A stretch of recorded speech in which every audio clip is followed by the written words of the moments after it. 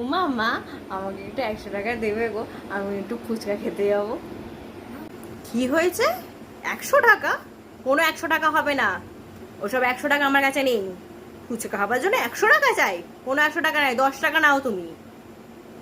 ও মা, মা বলছি যে আমাকে একটু 10 টাকা দেবে, ফুচকা খাবো। কি হয়েছে মা? তোমার 10 টাকা চাই? না না না না, 10 টাকা নিয়ে কি হবে? 10 টাকার কটা ফুচকা দেবে?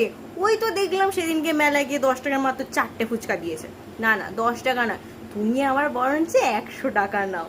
100 টাকা নিয়ে তুমি ফুচকা খাও, আইসক্রিম খাও, মেলায় যা যা হয় সব খাও তুমি, ঠিক আছে মা? হ্যাঁ, মা এটা কি বললো?